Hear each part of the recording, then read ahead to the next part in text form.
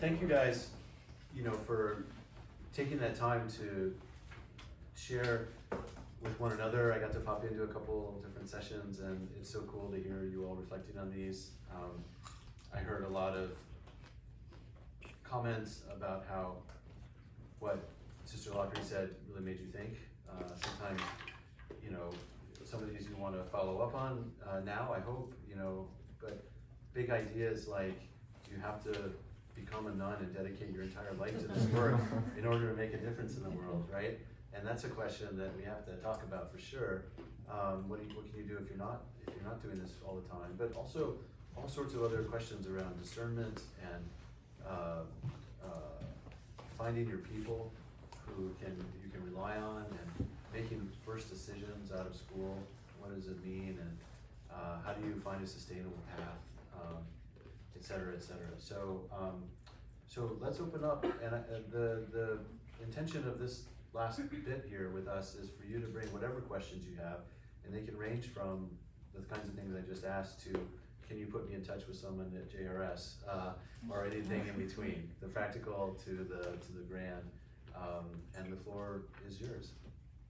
Yeah, go ahead. Yeah, I would just like to know how COVID affected your work, because I know Teresa, Brianna, and I talked a lot about how public health and global citizenship in our sense is a lot about building relationships with people and go into experiences you've never been into before.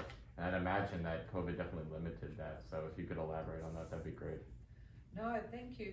COVID was weird for me because I was in Washington when it was becoming apparent that COVID was coming, and because I've worked in emergencies, I kind of started to think, what am I going to do about this? Like I'd already, I'd been in Australia and it was just starting to be a discussion, and I'd bought masks to travel back to the US, and I was the only person on the plane with a mask, and people were like looking at me. But I guess I was kind of starting to think about, what do we need to do?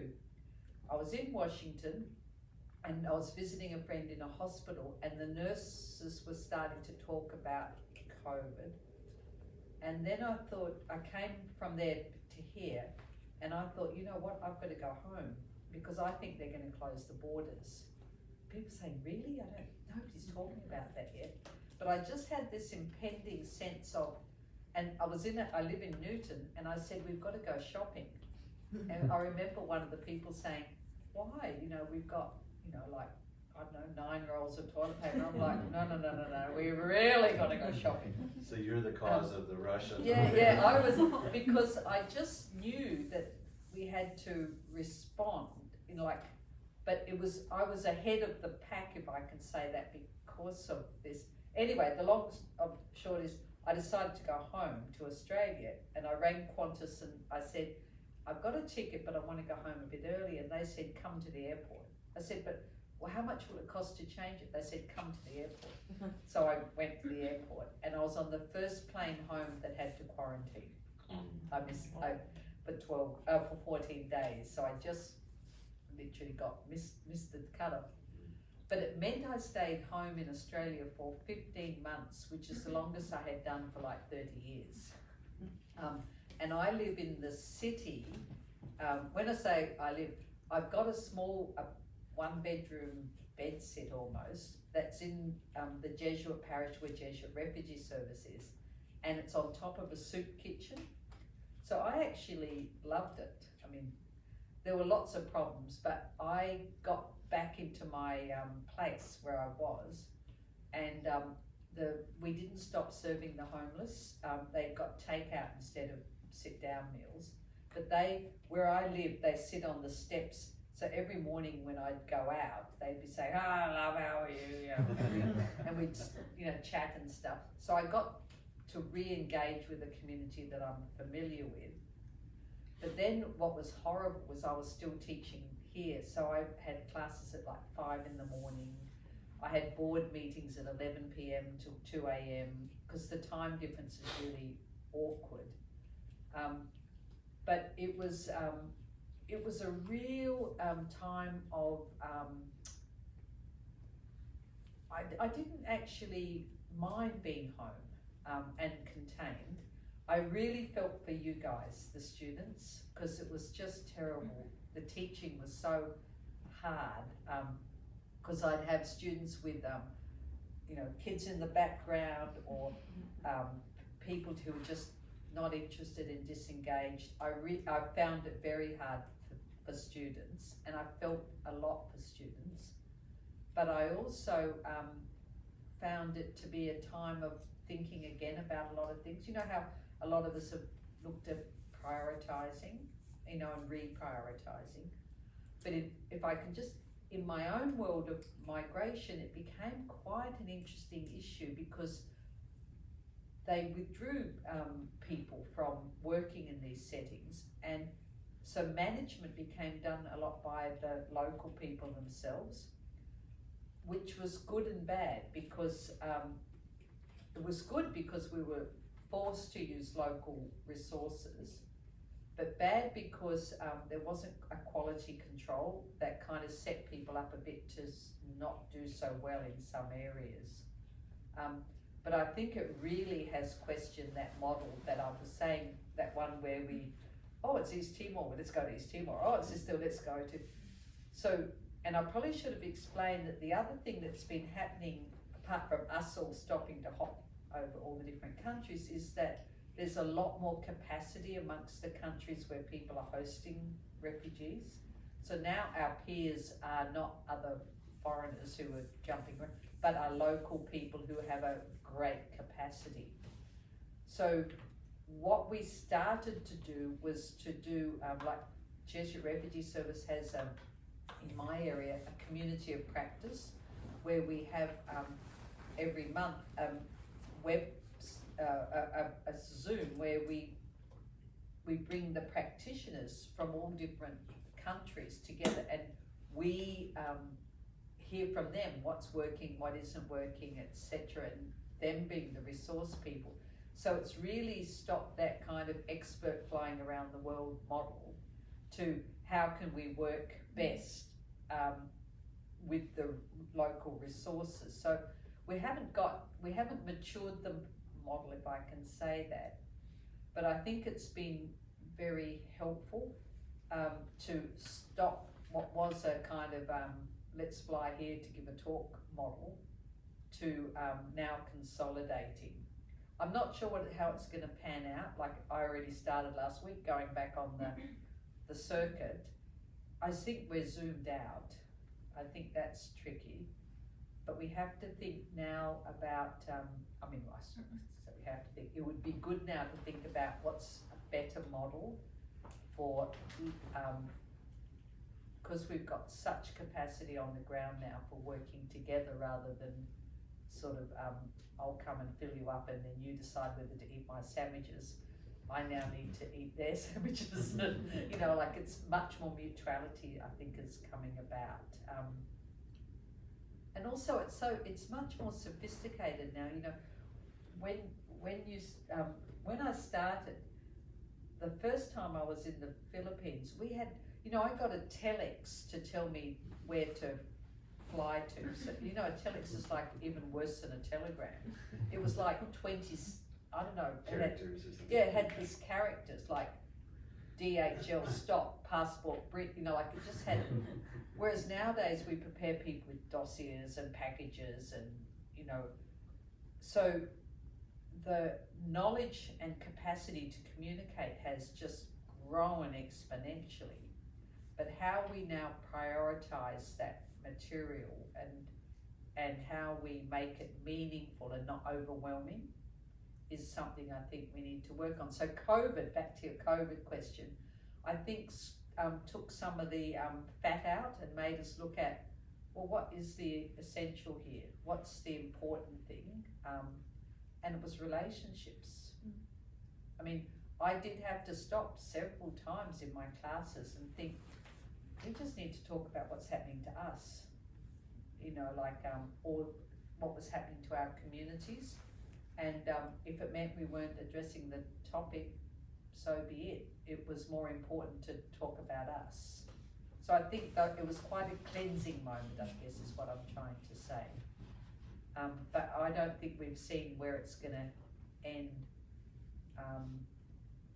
But I don't think we'll go back to where we were.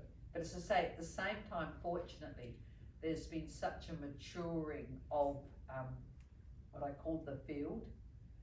Even the guy that we've got here at the moment, Fahad, there's an Afghan refugee working now in the School of Social Work who worked for Jesuit Refugee Service, and he's a classic example of a very good worker who can tell us how to do social work, you know, rather than us having to go to Afghanistan to tell them how to do social work. So it's that kind of where the world's got a bit closer for us, I think.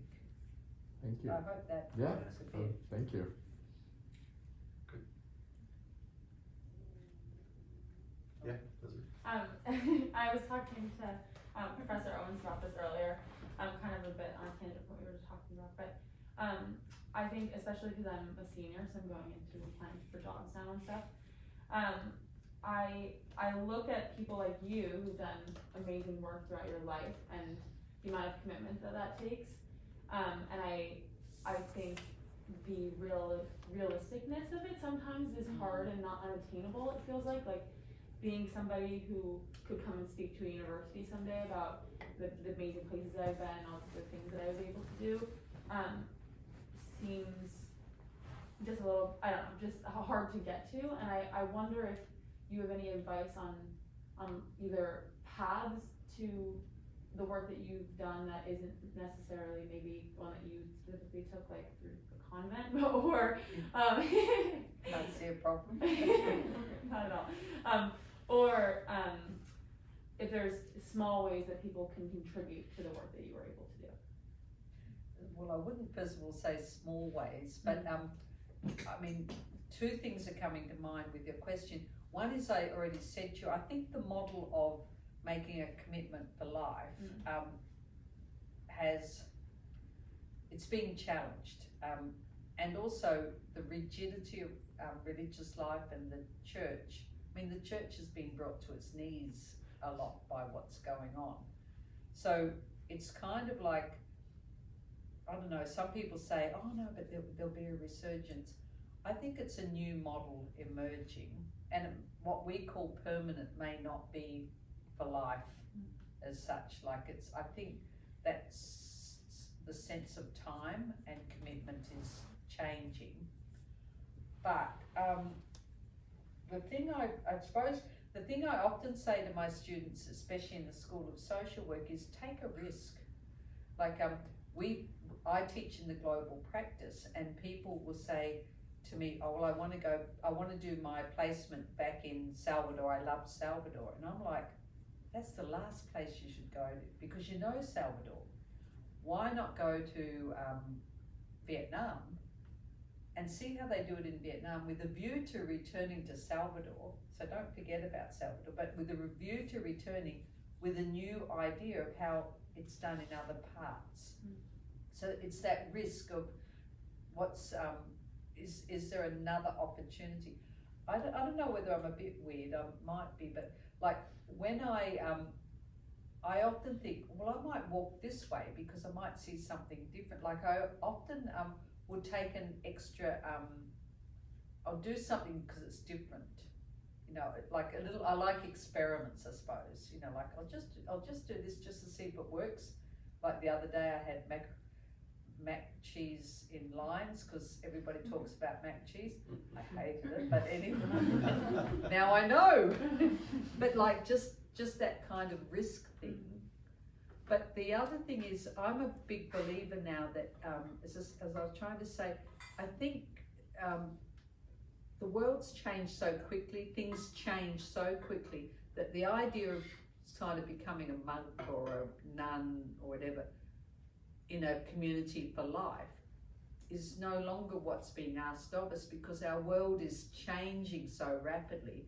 I think we're more asked to be sort of responsive and to be able to be light of foot so that we can move when asked, rather than this opposite of staying and learning the culture and the charism, which doesn't mean that's not being useful, but I don't think it's what's most helpful now.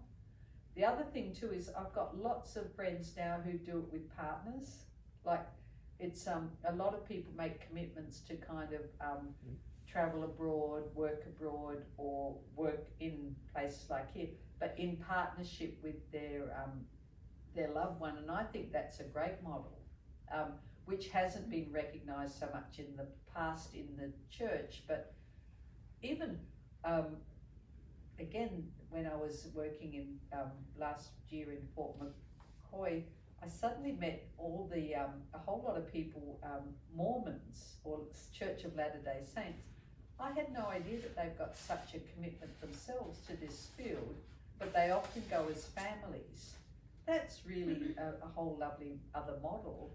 And I met some really great colleagues who were there as individuals but missing their families, and their families missing them, because normally the family's part of the response.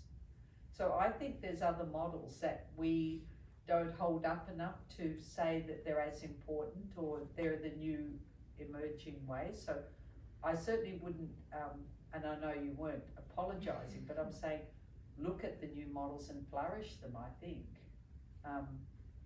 But the risk bit is what I'd be saying, because what happens, and you all know it, is eventually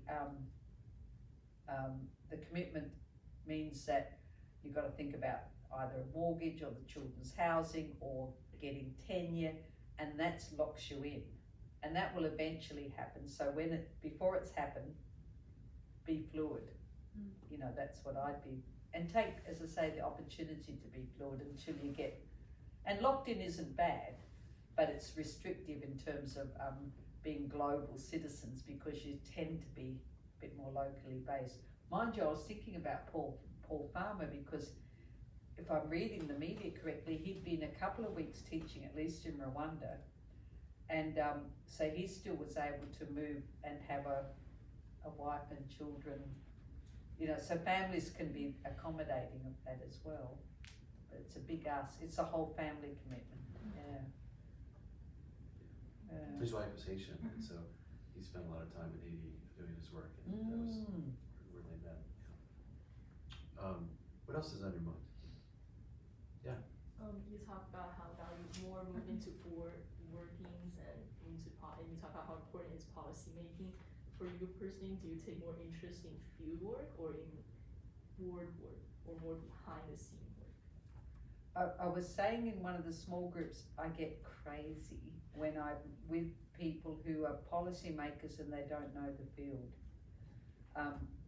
I don't mean you have to be 100% in the field, but the rubbing up the policy with the reality is so important, so that we're doing things that kind of make sense. I mean, again, I could say a whole lot of stuff about homeless people, and I was noticing how New York's talking about homeless at the moment on the subways and wanting to have some policies.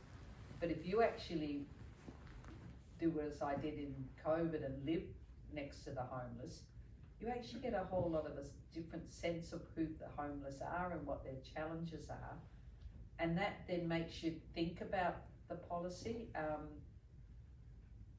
I can't give a good example, I'm just trying to, I'll give you it's a silly example. One of the most popular things in our kitchen for the homeless in Sydney is the library. Now, I would never have thought that homeless kitchens need libraries, but it's one of the most, they are huge readers. Now, who'd have really thought that? It's not how we portray homeless, but the library is one of the most popular things, and they're good. I look at the books, they're really good books, and biographies are really popular, and so just stereotypes that we have, and I could set all sorts of policies about homeless as a psychologist, but unless I'm actually interacting with them and thinking they're intelligent, they're reading, they're informed people, I might sort of not, you know, as I say, where the rubber hits the road is important as such. Also, I mean, these are my stereotypes, not theirs. When we have the from 9 o'clock in the morning or even earlier, they have coffee. And when you hear how they order their coffee, they're as sophisticated as all of us and more, you know, and you just kind of realize that they're just like us, you know, and something's happened, I don't know, it's normally mental health and whatever, but it's that's what I mean, just to kind of be sufficiently informed and let them inform policy. We have in Jesuit Refugee Service, and it's a good thing, it's hard to do. We don't speak on behalf of the refugees, we enable the refugees to speak. And that's so how do we make sure we're not the ones who are the voice, but we're bringing their voice to the conversation. And I think that's what I'm saying with like my example of the homeless as well. Thank you. What else is on your mind? Yeah. I guess more toward your job and your work and everything that you've accomplished throughout your life and working with refugees. How do you cope with doing so much all at once? And I guess going back to Elizabeth's point is that going out into the world and trying to be of service and trying to fully immerse ourselves can sometimes be emotionally draining. How do you ensure that you have time to reflect on yourself, and do you have any recommendations on what you do to ensure your own mental wellness and sanity? It's a good question. As I say, I did mention earlier about having an external voice like a supervisor or a mentor. Just to hear yourself saying something and thinking, God, is that me saying that? Like to put it out. But can I just back a bit? One of the things, and I haven't said it for a bit, but I'm thinking I want to say it tonight, is one of the things I've often said in refugee work, when people say I want to be a refugee worker, I used to say, no, what we need is like an accountant or a lawyer or a psychologist who applies themselves to the refugee work. Why? Because then you've got your own discipline and you've got other psychologists or journalists or lawyers who are peers, and you apply yourself to the refugee work or to whatever work you do, because you need a discipline, like the discipline, like as a teacher or a social worker, informs your approach. And I think that's helpful because it's a good checks and balances to whether you're staying professionally, like you join professional organisations, you read professional journals, so that you don't kind of go feral, but you stay within a discipline. I mean, you can become multidisciplined, there's no question about that. And I think that helps you because, like then people say, like, well, I'll give an example. There's a guy I'm talking with at the moment who's a graduate of BC. He always texts me at about 6:30 in the morning. And I'm thinking, why is he working that early? You know, like, so it's just a question. So when I talk to him, it's like, why are you working this early? And why am I responding this early as well? It's a whole other question. But like, you have a sense of boundaries and people not being, I have to work 18 hours or that sort of thing. Sure, in an emergency, there's no question. You work crazy for it. But you can only do that for some weeks, maybe a month. So again, what am I trying to say is if you're a professional, journalist, lawyer, teacher, nurse, whatever, you do have peers who also tell you when you're overdoing it or you're not, or you're too committed or you're not taking your lunch break, and it's helpful. So I've been very much helped by being a psychologist. So I know then, as I say, I read other material, I get informed, so it's not just me making it up. And secondly, then I also know what you do in summer, what you do in winter, what you do in, so you try to stay within that. On a personal note, the self-care, I think, like I do exercise.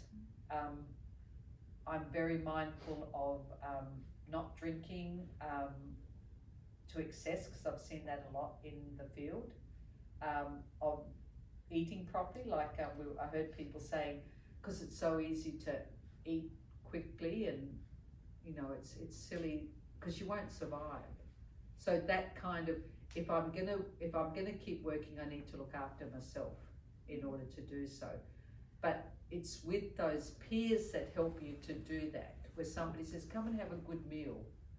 Or the opposite, when they say, come on, let's go and, you know, like get, you know, pissed for the night or something like that. You think, not sure that's the best way to function. You know, so it's really kind of having checks and balances. Because you can, I've seen it, you can just think you're the only one and you've got to just keep, as I talk about it, they're coming back to my mind. There was one woman who I worked with in some of these emergency settings, and it would be like 8 at night, and she'd say, come on, we now need to have a meeting. And I'd be like, you're kidding me. I've got to go to bed, because we've been up since 6:30, and I'm just not going to function.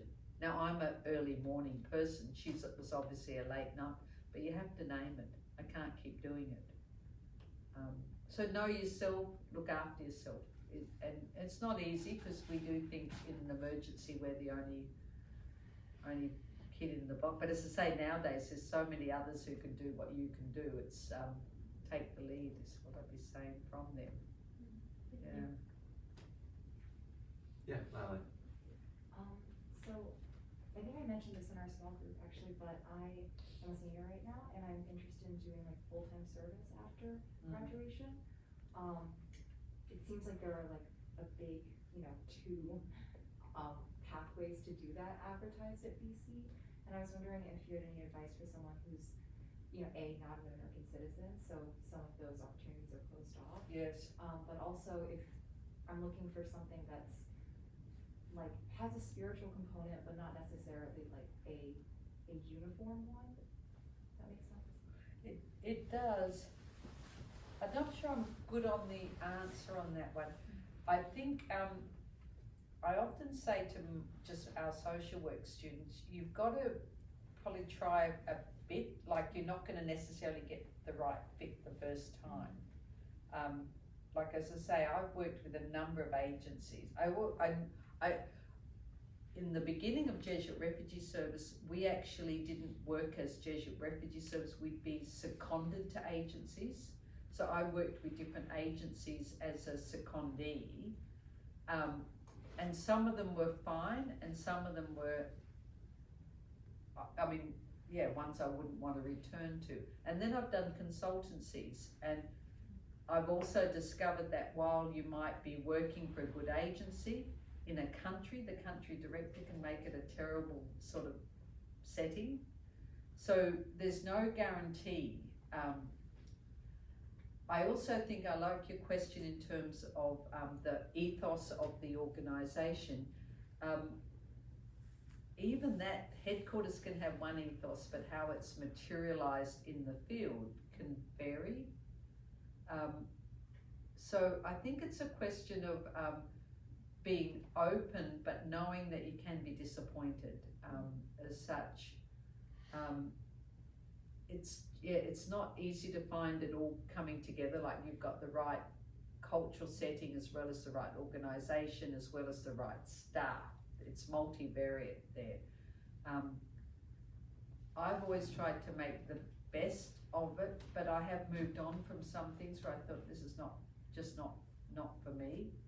So I'm not really giving you an answer, but I'm just saying it's not going to be easy to find the fit initially. Can I give you an example? It's a completely different example. I don't know why I'm thinking of it even. When I was in Hong Kong for 3 years, my sister, who's a building designer, came to Hong Kong, and she started with an architect's firm. Then she started working, I think, a second architect's firm. Then she started working for Louis Vuitton, because that's a company there. Then she moved to Paris, worked with Louis Vuitton. Then she went back to Hong Kong. Like, she moved around until she found what was right for her as a professional. And so she's an example to me of like, you're not gonna find the fit immediately the first time. And she's now in a different, I mean, she runs her own company now. But like, it took her about 5 different entities before she was comfortable. I've been in one Jesuit refugee service, but I've had different expressions of it. I worked in Oxford, I've worked in Boston, so I've also moved around. So it's got the same umbrella, but it's got different, as I've aged or as I've been challenged onto another role. So it doesn't stay the same. It's what fits, a bit like shoes, you know, what fits. And then I think back 20 years and like, God, was I there? I would never go there now. You know, like, so it's that flexibility, I suppose I'm saying. Yeah, I've also, something like Jesuit Volunteer Corps, we could talk another time about this, but I've had students who did that who are definitely not Catholic, maybe not Christian, maybe not religious in a sense that might be commonly understood, and felt it to be a really worthwhile process for her to spend that time thinking about spirituality vis-a-vis other ways of people claiming religion in different ways, and that was really productive for her. So we can talk separately about that, and I can put you in touch with her if you want, but sometimes it happens too. And also, like, I have a lot of students who've been Peace Corps, for example, and they're great. I mean, Peace Corps has been fantastic, but it's got an agenda, Peace Corps. You know, so you kind of, a political agenda. So I'm just saying all of them have great opportunities, but they also have a kind of, I don't want to say it's a liability, but I'm just saying it's got a particular purpose that meets for some people and not for others. Yeah. Yeah. And that's for Americans too, right? Yeah, that one's. Yeah. Good question, thank you. What else? Yeah, Yeah, hi. Where do you see the future of refugee work going? I think it's going to be increasingly harder to be a refugee worker in the future with a lot of kind of contentions in the world. Good question. Unfortunately, there'll always be refugees. But the scene has changed considerably. So even though I've used the expression camps, there's much more detention centres and also urban settings. So encamped people still exist, but they're not the majority. Which then means that sometimes you can be a refugee worker in Nairobi or Cairo or something, and you're just doing a regular job, not in a setting that's so obvious. And you're mixing in slums with the rich and the poor if you're in Nairobi, the locals as well as the refugees, and you don't know which one's which. So the scenario's changed. The other thing is that there's such a kind of negativity to this population of the displaced that I was saying in one of the groups, nowadays, I don't know whether it's good or bad, and somebody was explaining to me recently who works very senior in the UN that the best thing we can achieve for people is not a new status of citizenship, but papers so they can work. And they work where they are. So that's kind of what's now the most achievable. And that means then that you're often working, as I say, with an urban poor that are alongside the other urban poor who are not necessarily displaced but were born there. So it's a very different scene. And what in my days, as I say, when I first started in Hong Kong, the Philippines, I can't remember my countries, people were resettling. Now hardly anybody resettles. And under Trump, nobody resettled almost. So it's like the notion of people coming here is just remote, with the exception of the Afghans who've just come. But like, you know what's happening on our borders. So there's this people living in a very sort of uncertain. And as somebody said to me even today, what we try to do is stabilise them so that as soon as there's more uncertainty, they don't move again. We want them to be able to stay and have their children in school and have a livelihood. So that's what we're up to. So what you will look like is not necessarily a kind of refugee worker, so much as somebody working with displaced populations, you know, in a poor setting. It's a very different kind of concept. So you may not even call yourself a refugee worker. The vast majority of displaced people are internally displaced in their own countries. So it's a really good question, because it's what I went away to refugee camps is just only for the few now, as such. Yeah. But then you do work for good organisations like, as I say, I've already cited International Rescue Committee. I think they're a very good organisation. Children's Fund, World Vision, you know, can work for those big organisations, but you're still working with the same population. Yeah, Mercy Corps. There's very good organisations out there. Yeah. I think we have time for one more question as we're wrapping up here. I handed out a little sheet of paper while we're doing the last question and before you guys go. If you could jot down a few thoughts about things that have stuck with you. If you have ideas for what we should do differently in the future, that's great. But kind of what's resonated with you. This little bit of feedback helps us to understand what's helpful about this, and helps us tell the people who pay for this why it can be valuable, and help us get to do it more in the future.